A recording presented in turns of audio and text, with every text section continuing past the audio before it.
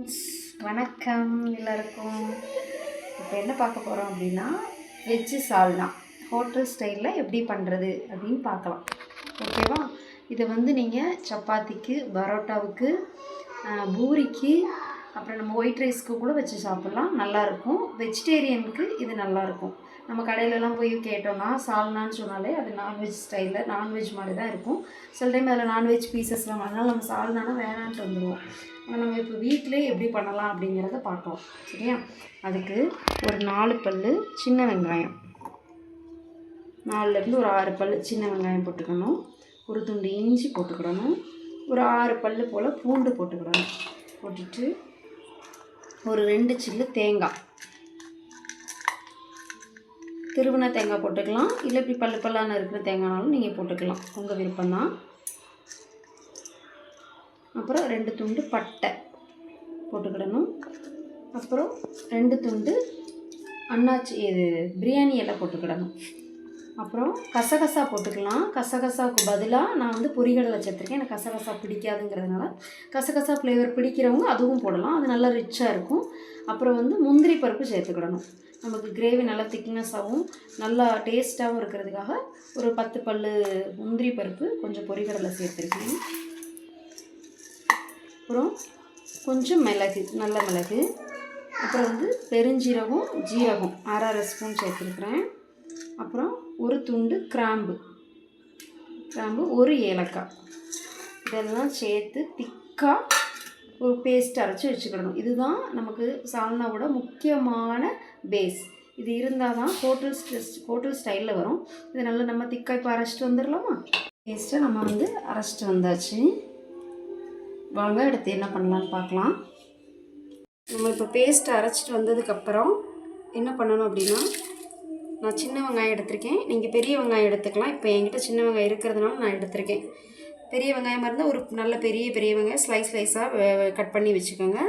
இஞ்சி பூண்டு பேஸ்ட்டு, தாளிக்கிறதுக்கு கொஞ்சம் சோம்பு, ஒரு கிராம்பு, 2 பட்டை, பிரிஞ்சி இலை, கருவேப்பிலை, கொஞ்சம் புதினா, கொஞ்சம் கொத்தமல்லி, கொஞ்சம் தக்காளி, அவ்வளோதான்.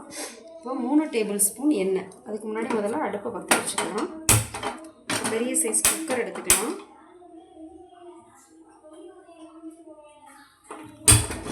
அடுப்பை ஆன் பண்ணிவிட்டு 3 டேபிள் ஸ்பூன் எண்ணெய் ஊற்றுறோம்.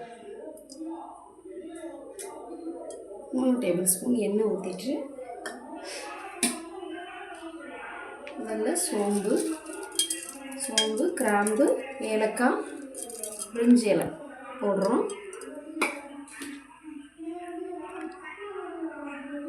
எண்ணெய் தேவைன்னா கூட ஒரு ஸ்பூன் எண்ணெய் கூட நீங்கள் சேர்த்துக்கலாம்.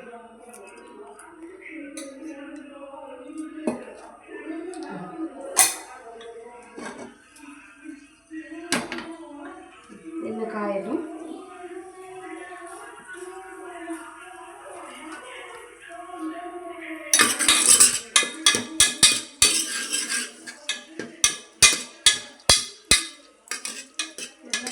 ஒரு சவுண்டு வருதா? பெருஞ்சீரகம்லாம் பொரிய ஆரம்பிச்சிருச்சு. நல்லா எண்ணெய் காஞ்சிருச்சு.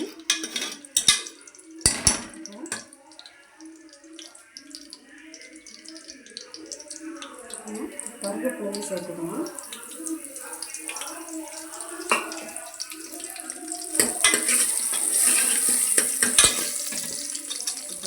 வெங்காயம் சேர்த்துக்கலாம்.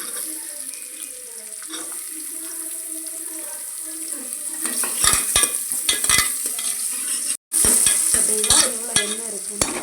நமக்கு பின்னாடி பிரிஞ்சு வரணும். வெங்காயம் சேர்த்த உடனே இஞ்சி பூண்டு சேர்த்துக்கலாம். நான் வெங்காயம் சேர்க்குறேன் அப்படின்னா ஃபஸ்ட்டே இஞ்சி பூண்டு சேர்த்துட்டோம்னா அதெல்லாம் ஒட்ட ஆரம்பிச்சிடும். நம்ம எண்ணெய் ஊற்றிருக்கோம், இருந்தாலுமே ஒட்ட ஆரம்பிக்கும். ஸோ ஒன்றும் தப்பு இல்லை, வெங்காயத்து கூடவே சேர்க்கலாம். ஒவ்வொருத்தருடைய விருப்பம். சிலர் எண்ணெய் ஊற்றிட்டு இஞ்சி பூண்டு சேர்த்துட்டு போடுவாங்க. நான் எப்போவுமே வெங்காயத்து கூட சேர்த்து தான் போடுவேன். இந்த ஃப்ளேவரும் நல்லா இருக்கும்.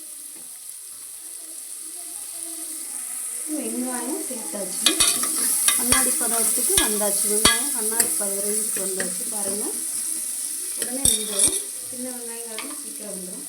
இதில் வெங்காயம் வேகிறதுக்காக 1/2 ஸ்பூன் உப்பு தான் சேர்த்துருக்குறேன்.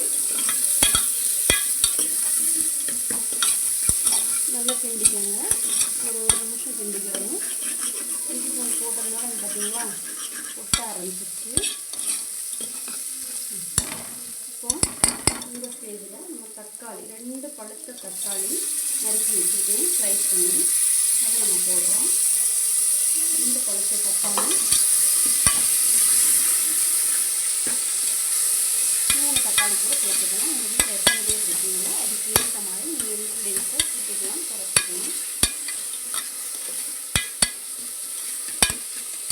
சேர்த்துக்கோங்க.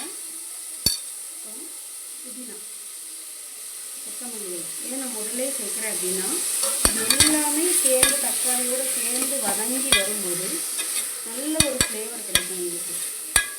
கடைசியாக இறக்கும்போது மல்லி இலை போட்டு இறக்குவோம்.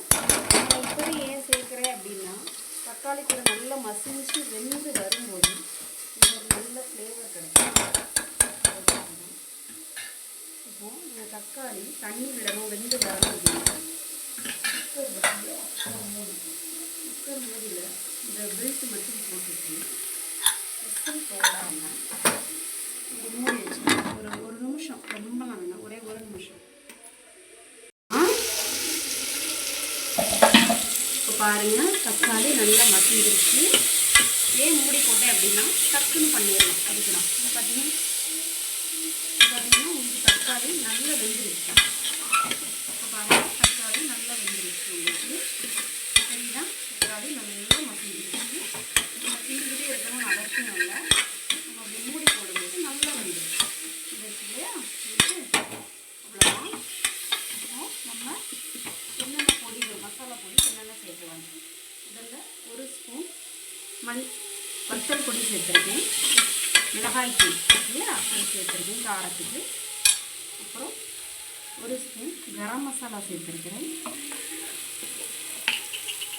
1 ஸ்பூன் மல்லித்தூள் சேர்த்துருக்கேன்.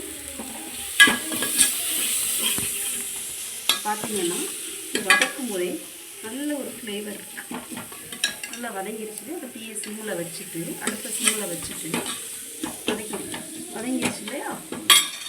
இப்போது நம்ம அரைச்சி வச்சோட பேஸ்ட், மெயின் இன்க்ரீடியன்ட்ஸ் அதை நம்ம இதில் சேர்த்துக்க போகிறோம்.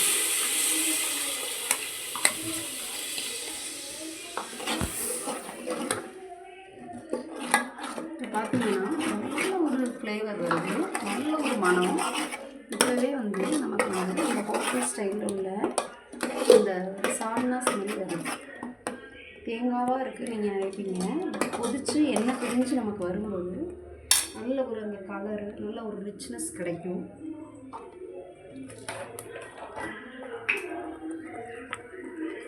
நல்லா அரைச்சி வச்ச இதில் இருந்து ஊற்றிக்கலாம், தண்ணி ஊற்றிக்கலாம்.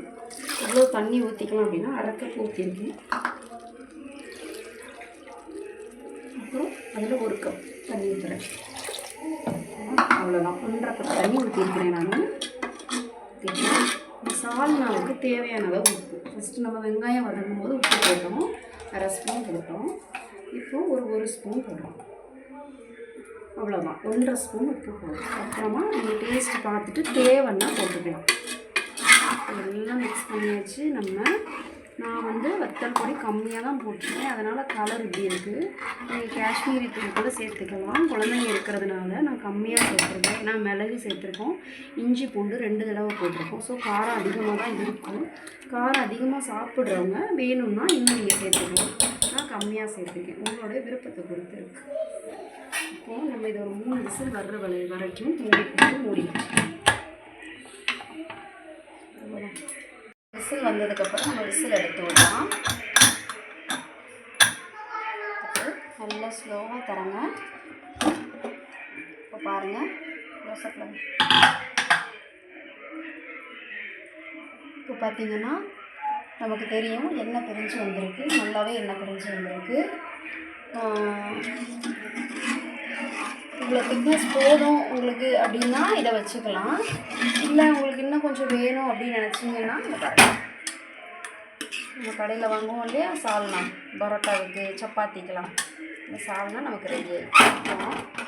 இதில் கொஞ்சம் மல்லி இலை தூவி சர்வ் பண்ணிடலாம். உங்களுக்கு இது தண்ணியாக இன்னும் கொஞ்சம் வேணும் அப்படின்னு நீங்கள் நினச்சிங்கன்னா இதில் 1 டம்ளர் தண்ணி ஊற்றி நல்லா ஹை ஃப்ளேமில் வச்சு ஒரு கொதிக்க விட்டிங்கன்னா நமக்கு வெஜ்ஜு சால்னா ரெடி.